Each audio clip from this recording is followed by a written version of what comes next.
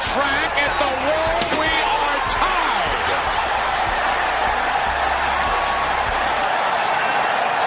Look at this. He's scored. I don't believe it. I don't believe it. Dropping a big leg. Over for the cover. It's over. Unbelievable.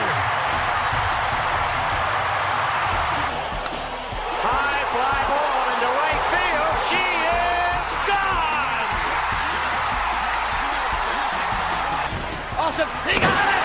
The starter. Mike Tyson in. Austin is the champion. Stone Cold. Stone Cold. Stone Cold. Now the 2-2.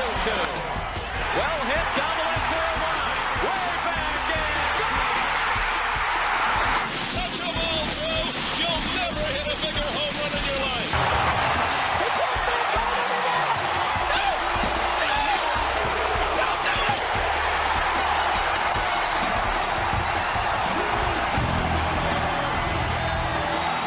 Oh my God, no! Mankind did it! Nick Foley did it! No! Stone Cold did it! Mankind has achieved his dream and the dream of everyone else who's been told you can't do it! No! You can't do it! You can't do it! No matter what, got money on my mind, I can never get enough. And every time I step up in the building, everybody hands go up.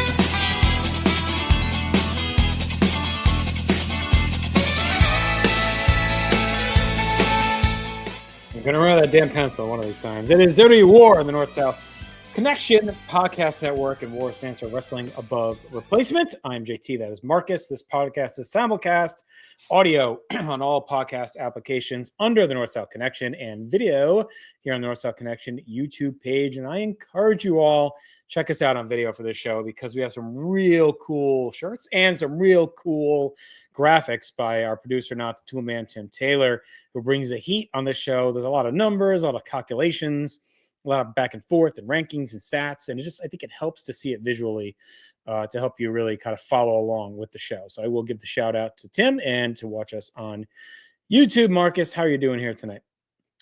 I'm good. Shout out producer Tim. Thank you as always for joining us. JT, shout out to you. Happy Yankees baseball season. Mm-hmm. Yanks are looking good. Hopefully still looking good by the time this airs. Yeah, man. And excited about our shirts. I got to dig into the closet to bust this bad boy out.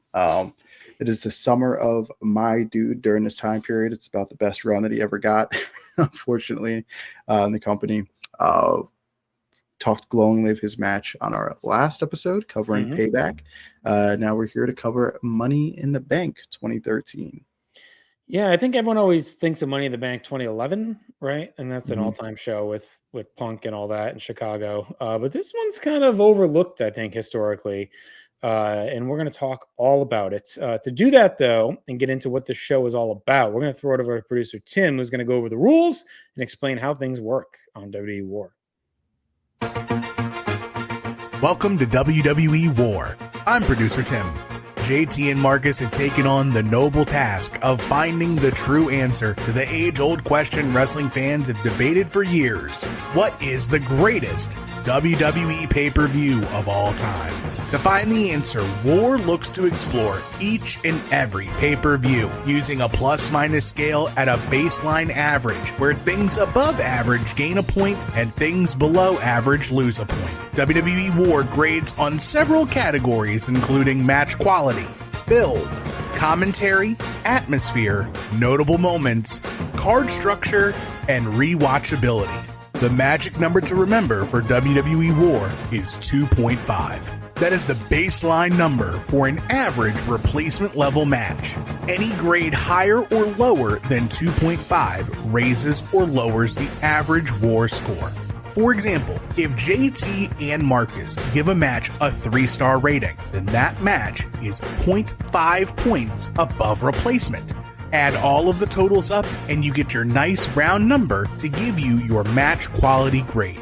There's also a bonus. If there is a match that both JT and Marcus rate 4.25 or higher, or 0.75 or lower, that match gains or loses a point for either an all-time great match or an all-time bad match. By the time we're done, we will have composed the most comprehensive list ever for WWE pay-per-views to give you the answer of what is the greatest WWE pay-per-view of all time. Take it away, boys. How do you spell WWE WAR? VIRGIS. GIL. I always think of Piper's open white collared shirt he had on during that time, tucked into the kilt. It was a look for sure. What's it look? All right, let's dive in. We're talking Money in the Bank 2013. You heard the rules. July 14th from the Wells Fargo Center in Philadelphia, Pennsylvania. 18,147 in attendance. Michael Cole, Jerry Lawler, John Bradshaw Layfield in the booth. Pretty big back-to-back cities for pay-per-views. Payback in Chicago, Money in the Bank in Philly. So that's two heavy hitters right there in a row. We had one pre-show match, and it's a pretty big one. As the Shield, Roman Reigns and Seth Rollins defeat the Usos, Jimmy and Jay, in just under 15 minutes. And this match is a fucking banger. Like, I don't know if you remember it or if you've watched anything recently, but I remember the time being like, holy shit. And I thought on our last episode, like this was July 2013, PlaceMeNation.com had just started. We were doing these live blogs during pay-per-views. And I remember like watching that pre-show match while we were blogging, and it was like, oh my God, this thing is awesome. And I think it was just a sign of things to come, especially for the tag division with, another team that's on the horizon in 2015, obviously in the New Day, plus the Usos, plus the Shield and others that would really start to reignite the tag division in WWE. Do you remember that match at all, Marcus? Like being great? I remember catching the tail end of it. Little side story. I watched the show in Chicago, along with WWE legend, probably future Hall of Famer, Victoria, at her establishment at the time. That was a super cool experience. And it was cool being able to watch a show that was happening close to where I was at in Philadelphia, but being able to do so in Chicago, surrounded by the luminaries there. So it was a really cool experience. I remember catching the end of that match and being like, okay, we could have a really special night. All right. Well, yeah, that kind of set the tone for what was to come, and it would be a special night. Let's get to our opener. It is a money. Oh, actually, let's say, sorry, back, Tim. There was a note there. This edition of Money in the Bank is the last to be held in July until 2021. So there you go. All right, let's get into it. Our first match is the first of our Money in the Bank matches. This is for the World Heavyweight title contract inside the briefcase, featuring Wade Barrett, Jack Swagger, Fandango, Dean Ambrose, Cody Rhodes, Cesaro, and Damian Sandow, who would be the winner in 16 and a half minutes. And the main event, Money in the Bank, is presented as kind of like the Legends Money in the Bank. And this is really kind of like, it's not rookies, but it's kind of like the young and up and coming star Money in the Bank. And I thought they actually had a sneaky amount of options to take on the case in this one. They get 16 minutes, and it's a really damn good match. Sandow's an interesting choice because this doesn't take away from him because he's really good in this run, and I liked Rhodes Scholars and kind of where he goes later with Miz, but like you cannot tell me in any way they envisioned him cashing in this briefcase to win the title. And maybe that's fine. Maybe they felt like they needed to have a couple losses mixed in here at some point. But when you look at who's in this match, like, I just don't know how they didn't go with like Ambrose, like it just felt like another thing for the Shield to take home and put in the trophy case. Again, maybe they weren't ready to strap up Ambrose, so they didn't want him to take it and then lose. But it's an interesting group of guys. I went 4.25 for a bunch of guys that really not many had been in a Money in the Bank before. I thought they really do a great job of tethering the match together, mixing in some good high spots and some excitement. And Sandow's over-ish, like it's fine. And they're, building towards something with Rhodes Scholars coming soon. So whatever. But I do think there's a couple better choices in here. Yeah, and Sandow really being like the classic heel and having the character, you kind of think like, okay, his limit might be a United States title guy around that level, maybe Intercontinental title. And I remember thinking, okay, Ambrose is going to get it. I thought giving it to the Shield collectively would have been a great idea. And then like there's different stories you could tell with that. Like, they really did function as a unit and there wasn't a said leader. So like if Ambrose has the Money in the Bank, if something happens to him, can Rollins cash in? Can Reigns cash in? Is Ambrose going to cash in? And the rest of the Shield's going to, run interference and keep the ring clear or whatever. I thought there was a lot of different ways to go. And then the Shield all protecting the WWE title, I thought could have been interesting. But they end up not doing that. They go with Damian Sandow. Like you said, looking back on it, it's kind of like I think in the NBA, they call it a scheduled loss. 3 games in 4 nights and back on the road, and one of them's in Denver. Like your team's absolutely cooked, and there's no way you're playing your starters or winning that night. So maybe this was a scheduled L for Money in the Bank. The cash-ins were getting a little too automatic. Yeah. I remember thinking Cody was like, yeah, here's a choice too.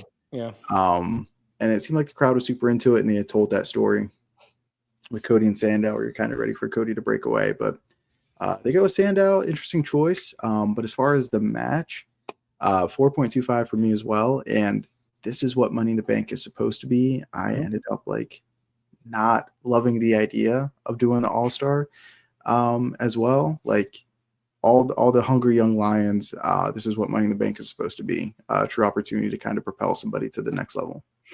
And it does make it an all-time match for us, both having it at 4.25. So that'll be a bonus point when we get there. Yeah. Sandow's, this is an odd choice. And we talked about it last episode, how like a lot of guys are boxed out because of where they're headed. So I swear I'm not trying to get back on the Ryback train, but like, I don't know. This felt like maybe a good spot that could have used him here and let him win the briefcase and work toward another title shot or something. But there are dudes that are just bigger and higher profile than Sandow that are not getting a chance because the belt is planned with Cena, Bryan, Orton, Del Rio, Ziggler, or like those guys like penciled in and locked in. So it's a Sandow, like you can't see it in any way that he's going to cash this in. So anyway, next match. All right. Next match, we have The Miz taking on Curtis Axel for the Intercontinental Championship. I was at 2.75. Match was all right. Didn't hate it. Pretty decent. I didn't really have any other takeaways from the match other than that. Yeah, it was a little bit better than I expected it to be. I went 3.25 actually on it. I thought it was worked fairly well. Axel's fine. He's proficient. We talked about Face Miz last episode. Not a fan of him in this run with the Ric Flair tribute. I thought he'd probably win the belt back here. I just assumed Axel would be a brief champion, but they are tying him in with the Heyman stuff and all that. So I guess it makes sense to keep the belt on a little bit longer. But I'd say this one exceeded a bit for sure. All right, next we head back to the women's division for our Divas title match as Caitlyn challenges AJ Lee for the title. And we talked a lot about this last episode, Marcus, where this story has been built around Caitlyn being positioned to overcome the odds and win the belt, right? She was catfished by Big E, embarrassed by AJ. AJ beat her at Payback. They continued it. And so you think, okay, Caitlyn is winning the belt here. AJ is in this weird position where Dolph's the face. She's a heel. She needs to switch, give the belt to Caitlyn. But no, AJ beats her clean again.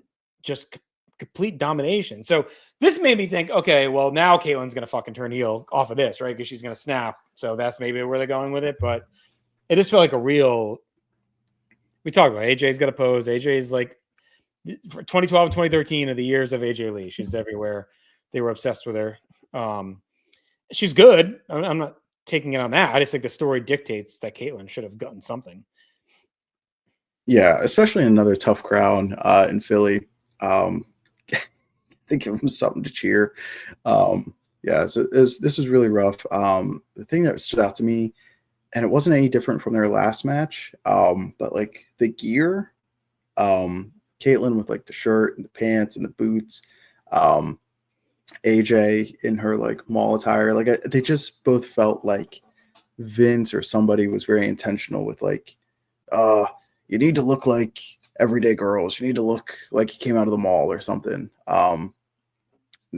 It fits their characters. Just like contrasting that to now, where everybody does have such like defined in-ring gear. A little bit shocking, but yeah, same as their last match last month, 2.75 for me. Yeah, it was almost like the identical match, and I couldn't believe it when AJ just won again. Clean. Mhm. I was like, what the hell?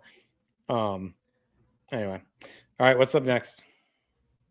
All right, our fourth contest is Chris Jericho taking on the Ryback. I went 2.75 with this match. It does feel like a natural landing spot for both guys. They both need something coming off the losses from the previous pay-per-view. So it makes sense that they meet here. But then you also get a match where it's like, okay, well, like who can afford to take the loss here? So it kind of booked themselves into a corner a little bit with Jericho and Ryback. This really feels like the most forgettable year of Jericho's WWE run. He doesn't do a ton worthwhile here, but I did like him putting over Ryback. I think Ryback needed a bounce back win after the Cena stuff. So, and I was happy to see that they're still going to push him, that it wasn't just like, okay, 2 and done. So this made me feel like, all right, well, they still see some value in him by giving him a pretty high profile match with Jericho and having him go over as well. So 275, it was what it was. But to me, the more important part was that Ryback gets the win here. All right, we have our world title rematch from Payback as Dolph Ziggler is challenging Alberto Del Rio. Del Rio retains by disqualification. So again, you think maybe Dolph is going to come back with the belt here, bounce back after the double turn, regain the belt, and march on with his reign. But no, we have AJ Lee coming in. Of course, AJ is going to be involved in everything.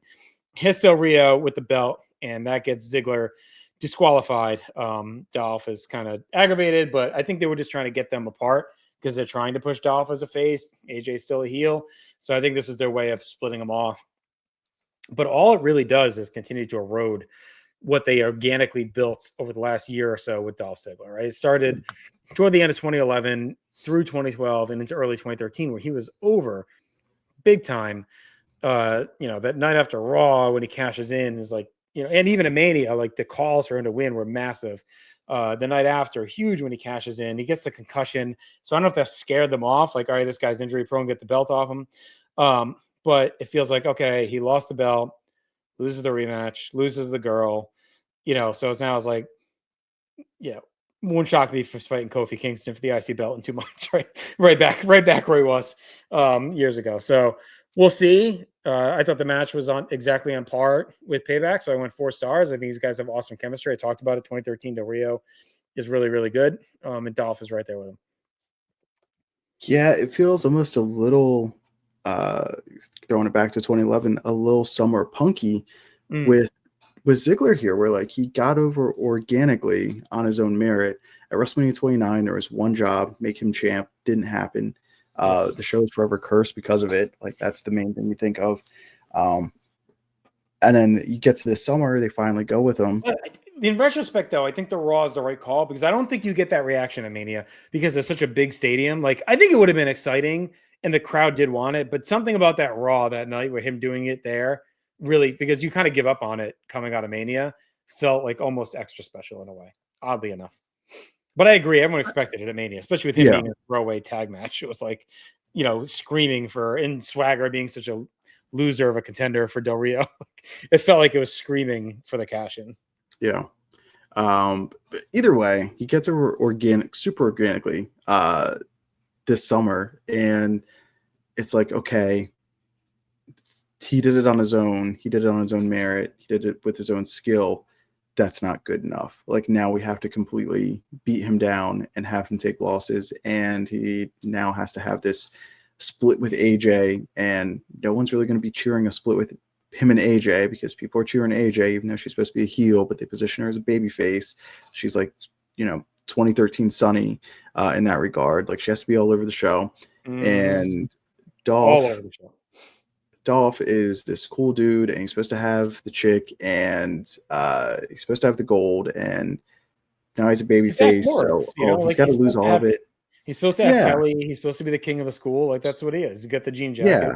got the blonde And hair. then the Titan booking is, oh no, like we got to strip him down completely and beat him Fuck him for down. getting over, asshole. Yeah, and oh, now the people really get behind him now that he's lost everything. Like, no, people got behind him because he's a cool dude and incredible wrestler. I didn't have to overthink it. But this match was awesome. 4.75 for me. All right, match 6, as we crank, match 7, I should say, match 6, as we crank through this card, is for the WWE title. So the world title's back to back. So a better slot for Del Rio Ziggler this time around, too. And that is Mark Henry, an unlikely challenger for John Cena. An iconic storyline.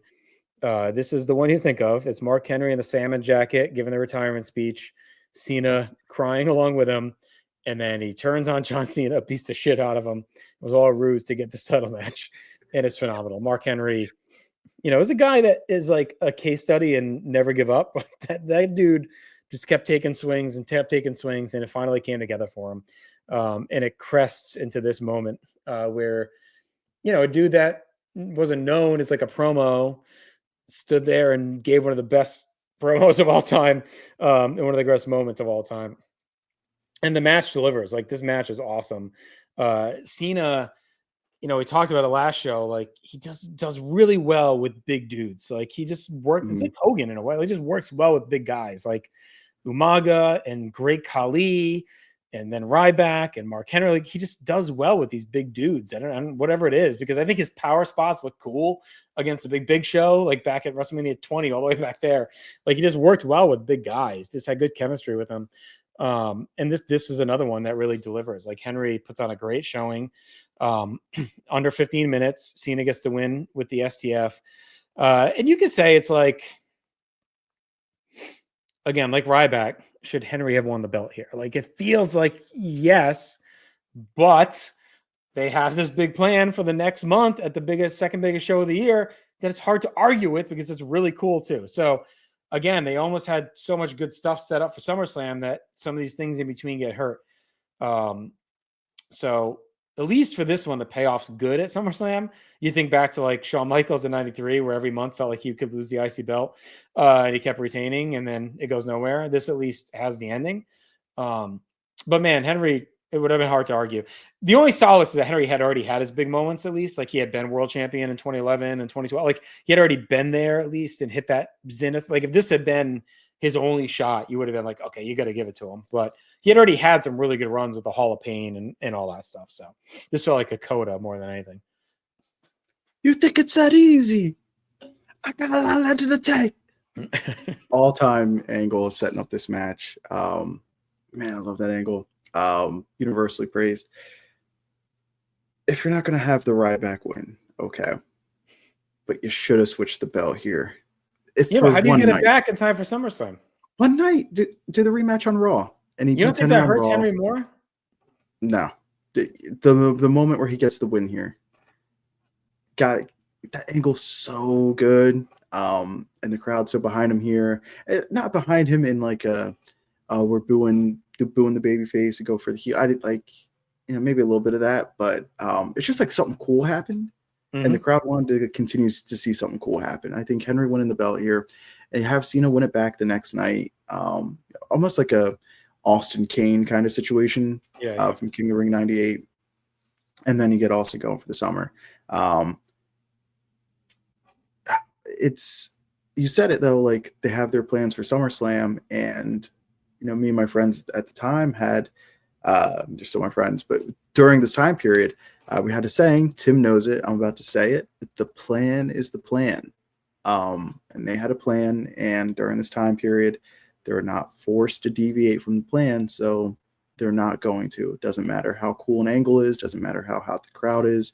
There's not going to be an audible. There's not going to be a change of plans, pal. They're going to stick with what they got, for better or for worse. So this match, better than I remember. I knew it was good. I didn't remember it being that good. And if you don't remember either, this is another match. Go back and watch it. The match lives up to the angle to set it up. Yeah, for sure. And it's our second all-time match on the night. So very, very strong night so far, because we have a third all-time match coming up in our main event, which is our Money in the Bank All-Stars match. So this was featuring wrestlers that had already been in previous Money in the Bank matches. They were invited back in here to challenge for the title WWE Championship contract. 27 minutes. Sheamus, Rob Van Dam, Daniel Bryan, CM Punk, Christian, and Randy Orton, who would be the winner to capture the briefcase. 4.5 for me, Marcus. This is just another banger from Money in the Bank match. And you wouldn't think, like, when you look at who's in there, that you get like some wild bumps. You think it'd be a little bit more hard hitting, maybe hard hitting, but like they deliver. Like, they really go all out. I mean, Christian's great in a match as always. Brian, of course, is great in there. And RVD, is really cool to see him back. He does some good stuff. I think Orton was a solid choice, especially when you know where they're headed with him, right, in a couple months, to be kind of the face of the place. I think in the moment, a lot of people are hoping for Brian, right? That's kind of the going into it. They're looking for him to get this win. And I'm sure on that night, I don't remember as well, but I'm sure on that night there was disappointment that it was Orton. But we know where it's going, and that works out well. It was good for Christian, right? I think he had been out for a while, coming back into this too, with an injury. So get him back in the mix. We get RVD back in the mix. You keep Sheamus hot. So I like to keep Punk in there. And of course, we should mention as part of this, we get Paul Heyman turning on Punk, which again is the timing is quite funny. What goes around comes back around, I guess. Paul Heyman turned on CM Punk again at WrestleMania this year. He turns on him here. It costs Punk the title shot. So we'll see where that goes for this rest of this season. It's kind of kicks off Punk's final feud, really, for this run in his career in the WWE. So big moments as part of the match. What'd you think, Marcus? My takeaway from this match was the collection of talent and kind of seeing everybody's like wrestling genius blend together to make this match happen. 4.25 for me. So another match from the show that qualifies as an all-time match. Yeah, you get such a star-studded match and you think, okay, Punk gives him something to do, gives him a little bit more steam as a babyface. Brian, the perpetual crowd favorite, always the underdog. But then you got like so many threats in there, like Christian, Sheamus. And then to me, like the surprising one was Orton. Just kind of figure Orton's in there to provide his star power and hit an RKO or two out of nowhere. But he ends up pulling down the briefcase on this night. And, you know, we'll talk about it on our next show where they go. But, you know, spoiler alert, I'm a fan of the finish of this match and of where they're going with Orton. So really good stuff here, despite the all-star-ish, you know, kind of nature to this match. I prefer the Young Lions in Money in the Bank, but getting all the heavyweight kind of upper mid-card main event dudes in this match who kind of been there and done it before definitely didn't disappoint. Yeah, and RED also could have been one, right? They bring it back with the big moment. Yeah, Orton too was kind of due for a run. Like when was his last, you know, title run before this? Like, 2011. Yeah, the stuff with Christian, was right? it Henry? But how about the WWE title? Oh, WWE title. 08, 09 with Triple H, I guess, before he got hurt. Yeah. Mm-hmm. So it's been a while since he's been in the mix. Like he spent a lot of 12 kind of meandering around, a lot of the early 13 with the Shield stuff. So he was due for kind of a reboot. So yeah, our third all-time match, Marcus. We'd have to look back. I don't know if we have too many shows that have 3 plus all-time matches. So really, really strong kickoff to this. And it gets a in-ring war score of 9, which I think is like maybe the only 1 or 2 higher than this. Like I know TakeOver New York from 2019, maybe higher, but I don't even know, honestly. Like this may be our best in-ring show because even One Night Stand, I'm going to scan real quick. Yeah, Money in the Bank 11 was 775. You know what? Let me sort this real quick. Yeah, we have a couple higher. What did I say this one was? 9? 9? So 9. Mm-hmm. So TakeOver New York was 9.25. SummerSlam 05, 9.5. SummerSlam 15, 10.25. And WrestleMania 22 is our best at 10.5. So, wow. I mean, we're top 5 in-ring show that we've done so far. I wouldn't have guessed it. I don't know if you would have, but I definitely would not have. I remember going into this when we were doing the show. Like, I remember Money in the Bank 2013 being like exceptional in ring. Doesn't quite have the rep of like a 2011, but I think when you kind of just compare it definitely does. But top 5 for what we've done so far is super high praise. All right, let's get to build and see where this all nets out. Point for the Real Americans coming together. Jack Swagger and Cesaro with Uncle Zeb is just a great team of this era for sure. I always enjoyed them. Brad Maddox takes over as Raw GM. We put as a pro because it's build, but I'm not really a fan of the Maddox era or his home movies. We also have a point for AJ and Caitlyn rolling on. They had the first ever women's title contract signing, which is cool. So again, like the feud is fine. It's just the payoffs continue to be lacking for Caitlyn. Point for Jericho attacking the hurt Ryback and calling him Cryback after his match at Payback. Del Rio and Ziggler's double turn solidified with Dolph chasing him now. We went +2 for Henry's fake retirement. It's kind of a, classic moment, great moment, all-time great moment. So that gets the bonus for the build. And then a point for the Wyatts making their debut on Raw, attacking Kane and carrying him out. And that takes him out of the Money in the Bank All-Stars match. He was supposed to be in there too. So that's a net win-win, as we say in the biz. What do you got for the cons? Really solid stuff. On the weekly TV, let's check out the cons. We have no real feuds baked into the Money in the Bank opener. It's just kind of a collection of your mid-card talent, blue chippers, but no real feuds. And then Axel wins the Intercontinental title and then loses right away to Jericho twice. Yeah, and then he loses to Ryback. Potato booking. That is a 6 for Builda. So we're continuing the strong scores. Let's get to commentary. Point for the announce team kind of losing themselves in the moment in the opener, which helps to swell the crowd grow. Like, they're doing their chuckle. And then all of a sudden they're kind of getting into it and they're kind of losing themselves. And then Sandow gets to win. A point for JBL saying Paul Heyman has a skullet. A point for the good continuing insight to AJ's mind games on Caitlyn. A point for the cool discussion on Mark Henry's debut in Philly. They talk about how he was, debuted right here against Lawler. Lawler gives his memories of that. So that was a nice touch. And then a point for them rising to the big moment in the main event. I thought they're kind of a boring team in general that doesn't always rise to the hot stuff, but they did a good job in the main event here. Yeah, it's weird. Like when they need to mind their P's and Q's and be on top of their game, they can kind of pull it together to deliver for the moment. But let's check out the cons of this team. And there's not a lot.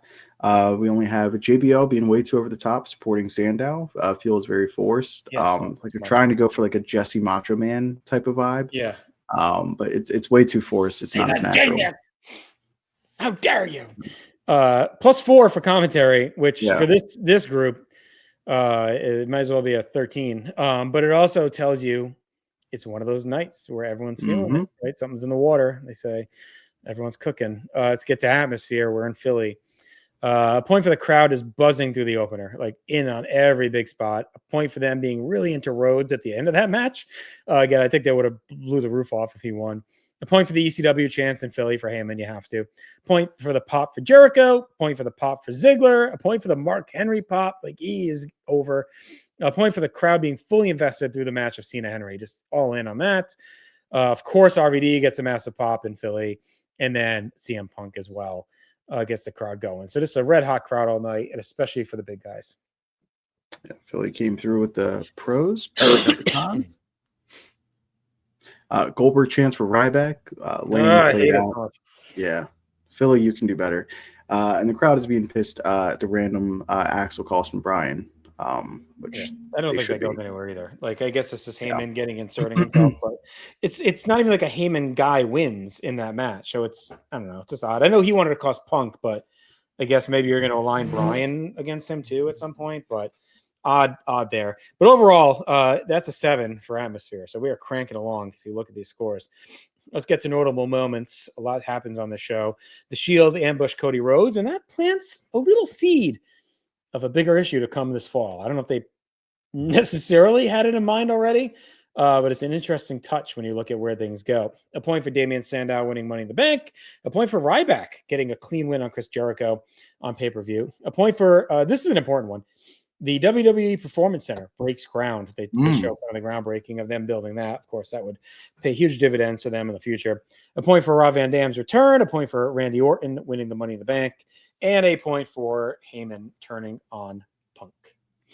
Yeah, a lot of noble moments. Let's check out the cons. We get Caitlyn tapping out yet again, never making progress in this feud, constantly getting ground. She's done this. Yeah.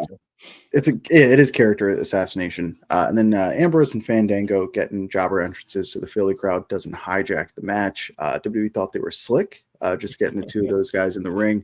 Didn't get by me, didn't get by us. That was a very intentional decision because those two were the favorites. The crowd had their say in who was going to win that match. Yeah. Yes. And good to see Fandango back from the injury as well. All right, that's 5 for notable moments. Let's head over to card structure. Point for starting red hot with the Spot Fest Money in the Bank. A point for the long showcase spotlights of the IC and Divas title divisions, which was cool. A point for the nice soft upper card landing for Ryback, right? They could have busted him down or kind of forgot about him. A lot of times just even guys get left off the card and they'll do that lame promo about being left off the card when they're hot. But they actually give them a match here. A point for another card filled with all high stakes matches. Like this card is loaded when you look at it. We move through it quick. And a point for the All-Star Money in the Bank. It's a cool concept. Yeah, it's a good way to get your name guys in the Money in the Bank, even if I prefer the youngsters going at it. Check out the cons. We have the upper mid card, very heel heavy, and it's very on display in the opener. We get the week Money in the Bank winner in Sandow. A guy was never going to win the big one. Again, a scheduled loss for the Money in the Bank briefcase. Way too much time on the Maddox and the Vicky angle. That would not end. No, it was awful. We didn't talk too much about package. It. But, yeah, the one true downer on the show, I'd say. Really bad. That's Maddox taking. He took over the GM role. They fire Vicky, and it's a promo. It's a video package. It's just like way too much. Way too much. Promo after the video package. It's Vicky's reaction. Yeah.